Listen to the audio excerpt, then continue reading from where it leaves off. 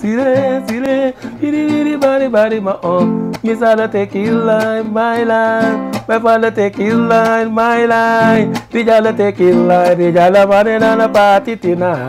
Sile, sile, bidi bari ma on. Are you bad? Jota ila wala bota ila. Wata la wala josalai. Bamba ji fal mom jolle nai. Ke mat la wala misala. Bai fal la wala rijala. Bamba ji fal mom jolle nai. Niki niki ron re menyare sa niki ron re ron dinare ni. Yosa nuku ala sila siya. Mau ma tisgavela. Ma teliter king. Oi Nelson Mandela, uchilu, uchilu, uchidugu, uchilu, uchilu, buchidugu, uchilu, uchilu, buchidugu. Merci de nous recevoir chez vous. C'est un réel plaisir de vous retrouver pour votre toute nouvelle émission. Alors, le tout premier numéro, et c'est un réel plaisir, un immense plaisir en tout cas, d'être ici, Fichi Tenguet Rufisque. Alors, l'honneur aux pionniers de la musique sénégalaise du hip-hop. Fognan Soumane Tenguet, les pionniers, ils ont fait les beaux jours du hip-hop sénégalais. Et ils ont été, en tout cas, parmi les premiers, et ils ont marqué leur empreinte vraiment sur le paysage musical sénégalais. Alors, un immense, gigantesque salaire, ça n'a plaisir. Dalalko, taï, momo ñu recevoir fini ci Rufisque. Merci de nous avoir reçus. Ñu lay nuyu bu baax a baax Rijal bu Bamba Ji Fall nuyu naa la. Waa amaana maa lay fay di kontaan bu baax ci invitation bi. Di nuyu ñëpp di ñaanal ñi nga xam ne ci boppam dañ nekk ci l'hôpital yi yàlla fëgg seen bopp. ñi nga xam ne caabi dana féete ginnaaw yàlla dellu leen seen kër bépp ñaaw teef ñu balu cee doloti te yàlla def jàmm ci Sénégal rawatina instant bi ñu tolloo mbas mi. Alors, votre toute nouvelle émission, comme ce moment l'objectif de cette émission est vraiment de vous rapprocher de vos artistes. Mais surtout, paroles ou scènes chansons, parce que tout comme moi, hein, quand je repense à Bamba Ji Fall, c'était les meilleures sources de là, entre ce que je disais et les vraies paroles de la chanson. Donc, c'est important qu'on y revienne vraiment. Mais également qu'on se souvienne, hein, parce que quoi qu'on puisse dire, on a grandi avec eux. Ils nous ont vraiment bercés. Et faut que nous donc mën naa ñëwaat un tout petit absence mais balaa may ñëw foofu noonu Rijal dama bëgg nga ñëw dellu si waat ci l'histoire de Bamba Ji Fall parce que c'est une bande de 4 copains mais il y a une histoire derrière, il y a un concept, un style de vie. Quand je dis Bamba Ji Fall, on pense forcément au Baye Fall. Si habillement bi da nga ko ci gis également le dancehall. Donc comment c'est parti l'histoire de Bamba Ji Fall, fan la commencé? Waaw Bamba Ji Fall bande de copains la woon ñun ñëpp on était 4. waaw ñu ngi commencé nag ci fecc di fontu di fecc jamono yi ay break dance ay simoof ay yuga ba bari na c'était ay boy lañ woon nii rek di fecc nii boole kaax bi box léegi maax misaal mooy misaal ñun ñoo dëkk Cité Filao Baye Fall ak Kéemaan ñoom la nekkoon Limzat mais ñuy ànd di ànd ba former groupe di wayantu ba tey Bamba Ji Fall jur lu bare. On se souvient encore de votre hit. Je pense que c'était en 93 ans. Côté le en tout cas, jusqu'à présent, ça reste dans la mémoire des Sénégalais. Non, Bamba Ji Fall ñu ngi préparé ñu ngi commencé former groupe 94, 95, ñu bokk ay concours 96, bokk ci ay concours 97 ñu bokk compilation Petit Frère muy bu sunu flavor ba 98 ñu génné sunu premier album mooy Gëm ak jëf waaye l'action moo am My Line. amoon ci son boo xam ne c'était je dirais plutôt la chanson féru des Sénégalais hein. boobu mooy My Line parce que My Line booy xool sax ñun moom lañ mujjee dugal studio ñun ñu ngi basé woon si Tëngéej jamono boobu dafa am ay hardcore ñu Tëngéej dëkk bu salte la neexul waaye dëgg la coow li Tëngéej bu dëkk bu salte la moom lañ si lañ gënoon a basé wu. après My Line lu tax ñu joué ko parce que jamono boobu boobu amoon na discothèque ne ko ay Kili ay Obox bidéew bi benn jour ñu joué DJ bi ñu nekk kaleel ñu son mu kale My Line jour bi ñu ko joué le public bi apprécié ñu xam ne sound bi it la quoi waaw. si lañ commencé nag di def promotion am Tëngéej tuuti mais ñoom ñaar ñëpp ñoo ñëw nag mais My Line moom la gars yi gënoon a bëgg waaw.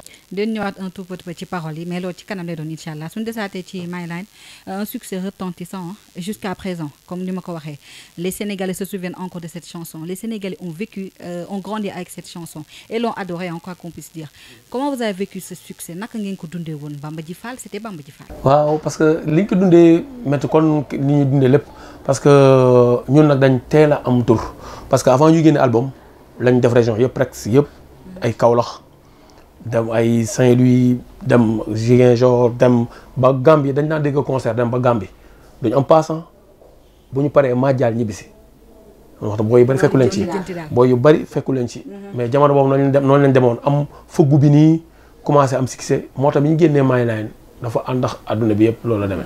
quand on parle de Madial mu mel ni loo xam ne dañ koy dund mu nekk expérience de vie quand même boo xam ne jot ngeen ko dund donc suñu ñëwaatee ci période boobu par rapport à maintenant si on fait la comparaison on sait tous que maintenant c'est plus évident léegi-léegi y a autant de studios fii maintenant autant d'artistes que de studios par rapport ak période boobu noonu industrie musicale bi melu woon noonu et pourtant vous avez pu sortir votre épingle du jeu naka ngeen def ba génn ci jamono goo xam ni c'était pas évident. jamono boobu métti na parce que boo xoolee Rufisque ak Dakar 24 kilomètres jamono boobu ñaari studio ñoo fi amoon studio Tringa mooy Africa Fête bu Mamadou Konté ñu ngi koy ñaanal yàlla fu mu tëdd yàlla na gën parce que grand boo xam ne jàppoon na tamit suñu carrière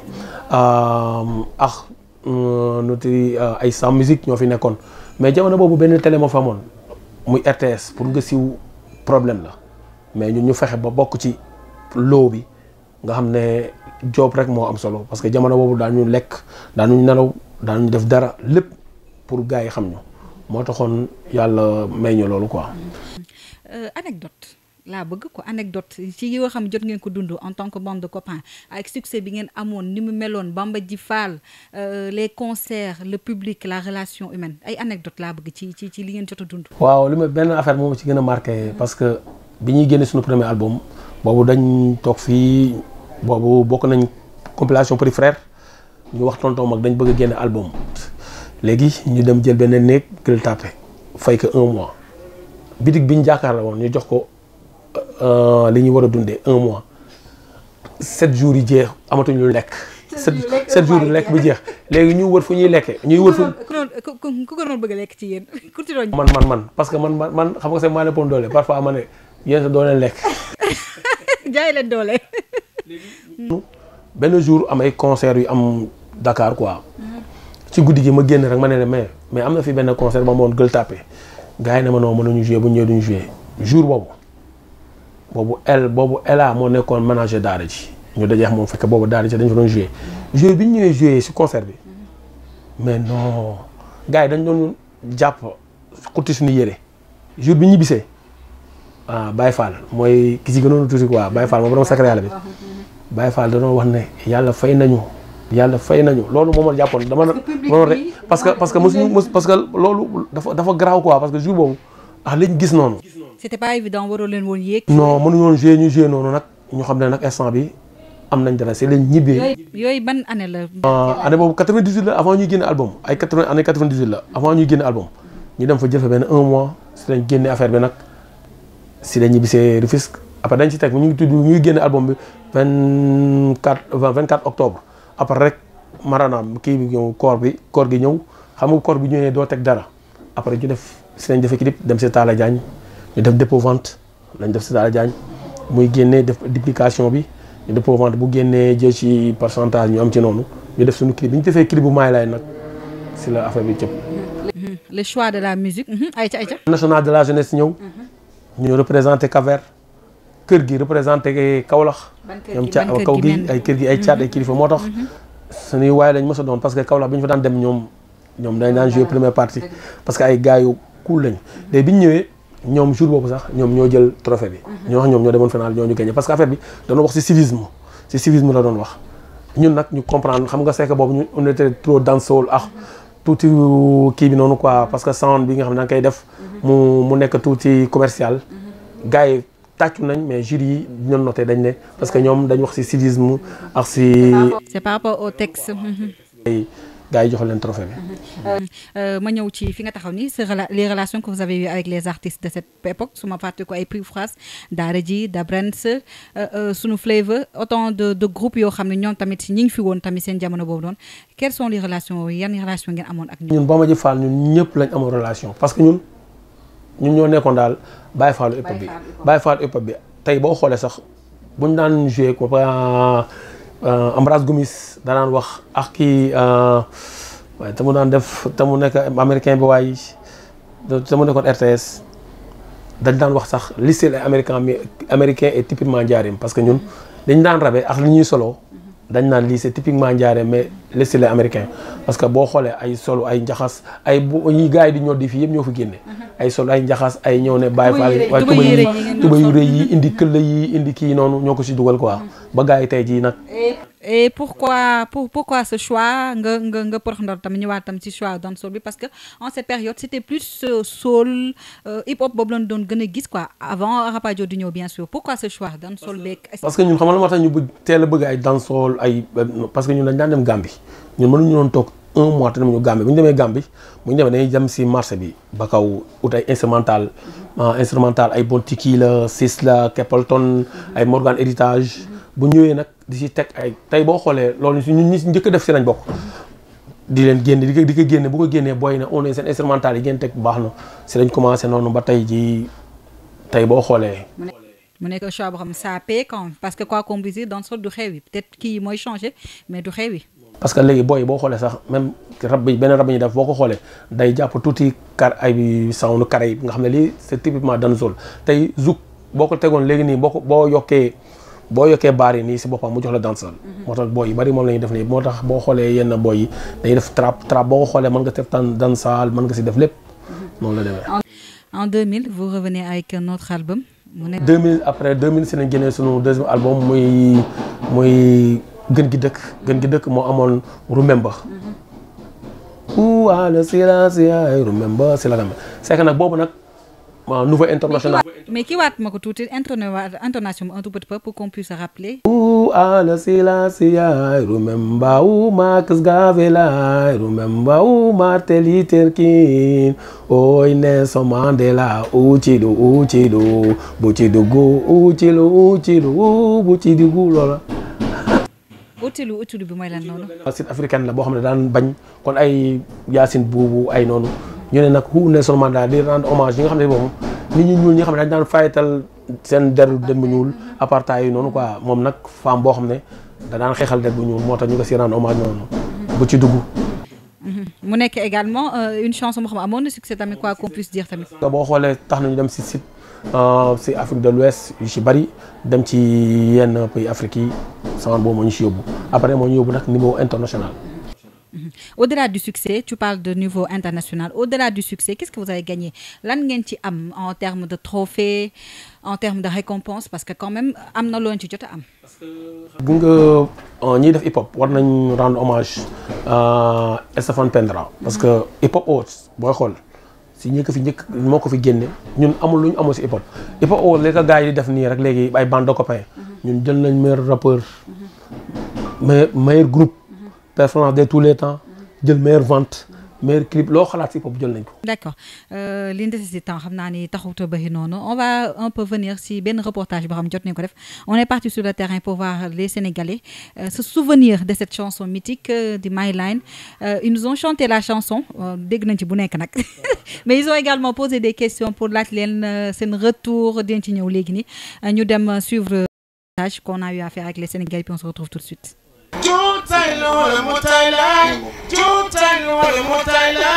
Bamba Ji Fall moom jolli naay ke man la wala digala bay Fall la wala digala Bamba Ji Fall moom jolli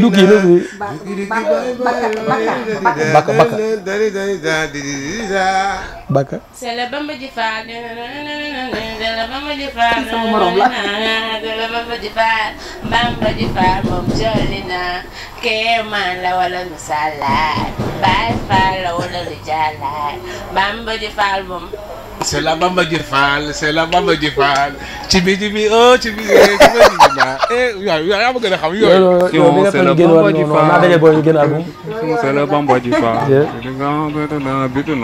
sire sire biri biri mari mari ma. sire sire biri biri mari mari ma. my life. My life, my life. I don't wanna go to lobby tonight. Sire, biri, biri, bari, bari, ma. Sire, sire, biri, biri, bari, bari, ma.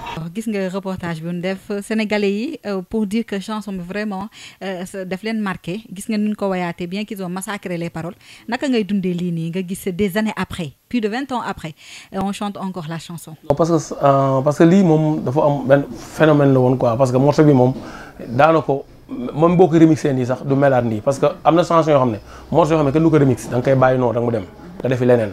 parce que Maylaan boo ko remixé woon na tey jii si boppam même noonu mën na dàq bi mais li mel nii parce que mbootu bii doo ko am.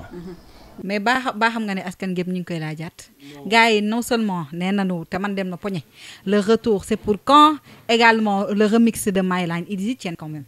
waaw parce que loolu si boppam boo waxee naa ci kontaan lool parce que Bamba Ji Fall ñun ñëpp benn bu fi kenn nekkoon sax mën na représenter Bamba Ji Fall maa ngi fi Kéemaan a ngi fi Baye Fall a ngi fi misaal mu ngi Espagne. lii am na ñu bari ñoo xam ne bëgg nañ ko même sunu ménager Bilal Sougou moo nekk mos a nekk ménager Bamba Ji Fall naa indiwaat benn affaire boo xam ne danaan daw si télé bi ñu ne Maam Góor mi ménager Bamba. parce que man mi loolu laa mos a jàpp. Maam Góor mosul nekk ménager Bamba Ji Fall Maam Góor moo nekkoon adjoint ménager Bamba Ji Fall sunu ménager mooy Bilal Sougou tey boo amoon pochette Bamba Ji Fall nga xool fan lañu bind Maam Góor ménager Maam Góor moo nekk adjoint ménager mais c'est que nit ñi moom lañ gënoon a xam moo tax parce que moom moo daan créé sunuy cassette bu ñuy dem fenn di jouer te boo ko présenté nit day mel ne xam na que 100 ans. et vous avez pas de problème entre vous y a pas de problème. non ñun Bamba Ji Fall ñun ñëpp amuñu problème. y a un cliché boo xam dafa des. c'est que ay nit bu ñuy liggéey. bu demee tey ba amoon nañu liggéey rek ku nekk day dem. kii jaar nii kii jaar nii moom dinañ liggéey bàyyi ko na jaar fi yàlla na ko yàlla fu mu jublu yàlla na fi yàlla jublu. ñun tamit fi ñu jublu yàlla na fi yàlla jublu. comme cliché boo xam ne dañoo màgg ak moom dogguma la ñuy wax ni que Maam Góor du tooñ mais comme c'est ce que les Sénégalais disent quoi beaucoup bon nombre de Sénégalais Maam Góor moo leen tegoon deal moo taxoon classement bi am xaalis moo indi woon seen problème que répondez-vous à ça la nga ci tontu loolu. xam nga mbubu mu tilim si biir kër dañ koy fóote bi ñu fóotee suñuy yëre jeex na ñun ñu mësuñu see wax loolu la. d'accord léegi balaa ñoo tëj ñu ñëwaat ci Maylaan bi man. xam naa ne suñu waa kër amee naa leen àq na li may làkk moom kenn xamul lu mu doon te gis nga baax sama borom bi donc un tout petit peu le texte c'est très vite c'est vrai qu'on pourra pas tout faire le tour mais texte bi mën nga ci ñëwaat vous parlez quoi. parce que Mayline mooy boobu dañuy wax sama yoon Mayline mooy sama yoon Mayline anglais mooy chemin Mayline parce que xam nga nu mu demee c'est que dañ ne misaal daf ñu fekk si benn discothèque bu ñu fekkee ne la moo fa am ñu ne ko Bamba Ji Fall. après mu ñëwaat ñu fekk waaw c'est la division ñu ne c'est le Bamba Ji Fall mu ne le Bamba Ji Fall c'est le groupe le plus coté avec le Bamba Ji Fall c'est toujours fine ils assurent ils ne badinent pas ils assurent ñu ne on ne déconne pas sa vibration c'est le Bamba Ji Fall sa tentation c'est le Bamba et sa optimisation c'est le Bamba Ji Fall ñu ne Missala man est dans le party tonight mu ngi si digg su bi ñu ne Siré c'est dañu amoon bi ñu nekkee booy dañu am ay kàll ñu ne Siré ñëwal Siré biri bari ma ooy kon Siré du tuuru jigéen kon. Siré c'est que dañu am ay kàll kon moo daa ay duuti aada li nga wax ki gis ko aada ne xam nga li ma wax ni maa ngi wax yow nii c'est que bu fekkoon ne sunu morom nga da koy comprendre c'est que noonu lañu daan waxee Siré biri ma ñu ne misaal la tekis line jël na yoon ñu ne Mayline Baye Fall la tekis line ñu ne Mayline Rib Dia la tekis line Baye Fall la maa ne dana parti te ñoom Siré biri ma mu ne jotaay la wala mbootaay la jotaay la wala mbootaay la jotaay la wala waaw jotaay la wala mbootaay la waxtaan la wala cosaan laay ñu ne Bamba Ji Fall moom jolli naay mu ne Kéemaan la wala misaal la Baay Fall la wala rijaal la ñu ne Bamba Ji Fall moom jolli naay mun ñu ne niki ron ren meñña ren sa niki ron ren ron dina rey nit yow sa niki ron ab dëkk la ñu ne niki dafa bari ron bañ bu dëkk bi niki ron Bamba Ji Fall noonu la meloon ñu ne niki ron ren ron meñña na ren sa niki ron dina rey nit sa niki ron parce que gars dañuy lekk ba seen biir yi di metti. d'accord man ma ne fi naan biri rek ay waa jile xam naa ne bëri naa cee morom. noonu la nag gars yi xamul loolu la parce que bu ñu gars yi ba da nga di ñëw ba ma wax loolu la ñu doon wax man sama dernier parce que di nga gis ci reportage bi sax am na kenn ko ci wax ne yéen waxoo leen dara. sama dernière partie moom la gars yi naan wax ki li muy wax ma ne Baby Beat écoute ce ragamuffin qui nous vient des États beat Baby l'ancien justement au pas de sel ça m'a l'air ordinaire ce soir on fait la fête création magie fascination dynamique tout cela c'est un moment fantastique car cet enfant qui n'est pas un inconscient intimité type si taw olo bolo doo minaw ko doo minaw ko ici yu la gow loolu suñuy kàllal nag loolu nit mënoo koo mën nag léegi yow léegi fi wax ni yëpp léegi lu mu doon léegi laa bëgg a xam yit ba nekkoon duñ jox ay gros mots sax intimité xam nga c'est que biñu nekkee xale kon tey paa yi dañu daan tere ñu génn parce que ñun xam nga dëkku lébu la àll baa ngi nii géej baa ngi nii dañu ko daan tere ñu intimité ñu tiib si taw mooy baax na o loboo la mooy baaxul doo minaw ñu ne ko doo minaw ko isi yu la góob nañ dem ñu dikk ñu ne la mara duuti nga ne daa li nga wax naan sàcc ay jën baa du su comprendre nga mooy tey papa waaw kay kii bi baax na ay làkki libu yoo xam ne américain la ay kiis ko daa ne original original li may wax sànq rek nee naa vous êtes des années-lumière vous étiez à des années-lumière de nous et puis am na da ngay gis dañ ko ne ci reportage ne juré te man sa bokk naa ci fin moom maa ne laa ko leen dara ba fu muy mujj moom li ngay wax nii bëri rek ngay dégg vitesse bi ngeen doon waxee comment. non c'est que xam nga booy def dansal noonu la parce que foog nga tegu ci kaw ay baar ngay def parce que ñun dañ yàgg a déglu ay Bontiki la ay Capleton ay Sista ay Fanta Moja ay Admiral c'est que dañ leen yàgg déglu moo tax bu ñuy wax ni day influence bi moo leen topp daal li naan lu neex du doy rek l'émission tire à sa fin mais on va quand même parler très vite de votre retour il le faut man je dis vous avez l'obligation même sax de revenir ne serait-ce que pour les gens qui vous adorent pour les gens qui vous suivent depuis jusqu'à présent et puis tam hip hop bi tam li ngeen jot a def tamit da ngeen am obligation des soirs laataa ngay tontu loolu rek sama xel léegi la ci ñëw nan nga gisee hip hop bi évolution bi maintenant par rapport ak yéen par rapport au texte par rapport au choix de son naka nga ko gisee. instant bi moom évolution bi dafa gën a dem mais c'est que leen rek moo ci am problème mooy dafa bari ay tendance ba pare bari xeex nga nit boo leen bokkee benn mouvement xeex sax même bu amee après da ngeen nekk benn c'est que boo yu bari. c'est-à-dire vous étiez plus soudés avant comme. jamono boobu ñun amoon na tey clash mais mu yem fa mais instant bi booy boo xoolee nii si boppam dañ ko jëloo parce que day am bu ñu def hip hop newetaan lañ koy def ku nekk sa quartier day ñëw nii ñu commencé xeex te loolu mouvement boo gis dafa am xeex boo amee xeex léegi rond rek la ñuy tourner. te jàpp nga ne fief yi am na impact bu négatif bu mu ci. parce que te instant bi booy yi ñoom ñu ngi def affaire yu nice ñi ñaan yàlla mu dem ba raw si jéggi seen yort mais daal nañ bàyyi violence te ku nekk jàppal sa morom kon ko bokkal ndeex bàyyi loolu bu ñu ko defee rek yaa ma ne nga tey fi nga fekk fii yaa ma fekk studio Moussouba ñu yor télé yor rajo yor studio enregistrement mu ngi nii lépp pour jàppale booy yi mais nañ jéem a mag respecté xale respecté mag. Misal Baye Fall Kéemaan kañ leen di gisaat yéen ñëpp yow laa jàkkaarloo kañ leen di gisaat. léegi rek ñu ñëw. bàyyi leen léegi en 2013 c'est ce que vous nous avez promis ba gars yi dundee yaakaar melomaan yi dundee yaakaar vraiment ñi nga xam ne ay nostalgique lañu ñu dundee yaakaar ngeen pon leen mais bi pa xanaa ce sera le. ñëw parce que ñun ñëpp ñoo bokk ndeex bàyyi ñun ñëpp ñu ngi fi. misaal mu ngi Espagne mais ñun ñëpp ñu ngi fi mais loolu du dara. tey boo xoolee groupe yu bari yu mag yi fi nekkoon jékki-jékki dem dañ ñëwaat daf leen mais Bamba Fall moom day ndurul bees te yàgg fi rek. lan nga leen di wax sa copain yi sa 3 copains yi les 4 acolytes comme je dis soo amoon loo leen di wax instant bi newuñu fi mais lan nga leen di wax. Kéemaan mu ngi fii ci ginnaaw sama ginnaaw rek xam naa boobu dafa jàpp. Kéemaan Baye Fall misaal rijaala gi nii xool bu leen déggu leen nag gëmmal guuf garab du neex xam nañ ma leen wax. xamante ngeen en tout cas c'était un réel plaisir vraiment kontaan nañ trop bu baax a baax ci dalal gi ñu daal parce que c'était pas évident donc may jaajëfal bu baax a baax internet yi nga xam ne ñoo doon bàyyi xel ñin doon seetaan ci Sénégal 7 donc ma bàyyi la rek nga tàggatoo laata nga yëkkati dara fekk ma tàggatoo ba pare nag ma bàyyi la nga. waaw di rafetlu émission bi di ñaan émission bi dem ba raw si émission yi nekk ci monde bi yëpp di ñaan yàlla may leen wér ak fan gu gudd gën leen a boole ngeen déggoo loolu mooy àdduna. Alors ce fut un plaisir de vous servir di leen jaajëfal baax a baax ci ànd ngeen ànd ak ñun fii ci Sénégal 7 un grand merci à l'équipe technique qui a assuré cette émission Dieye ak Djili maa leen jaajëfal baax a baax Pape également merci un grand merci à Souleymane qui a assuré la coordination de l'émission Fafa Make-up Norfa. Alors je vous donne rendez-vous très vite pour un autre numéro de votre émission Tey mu leer d'ici là prenez soin de vous.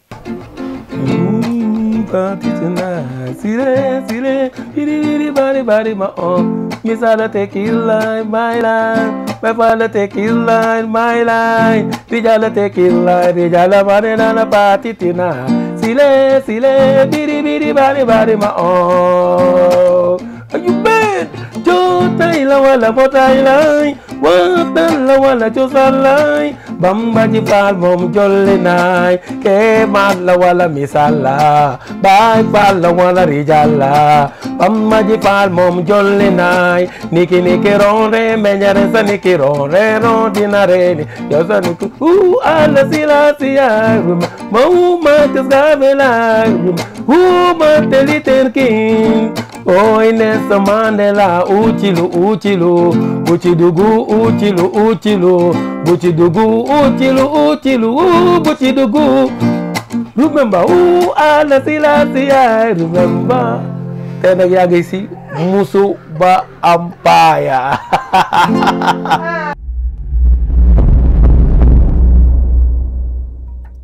chetetetet mais yow sa waay yow fu ñu la fekk yaa ngi ci kanamu ordinateur bi wala sa kanamu tablette ba sa téléphone portable lu xew mais damay lire ay information waaw xoolal boo bëgg am ay information yu leer nañ et en temps réel duggal ci www.senegal7.com ay information yu wóor man de maa ngi application Sénégal 7 lépp lu xew dama koy jot ci sama téléphone ci tàng bi te nag application Sénégal 7 am ko yomb na da ngay dugg ci Play Store wala Apple Store nga télécharger ko rek xam li xew ci réew mi ak la xew ci bitim réew te nag dara du la ci umpu. Vous voulez des informations en temps réel? Cliquez sur www.senegal7.com. Sénégal 7, le roi de l'information en temps réel.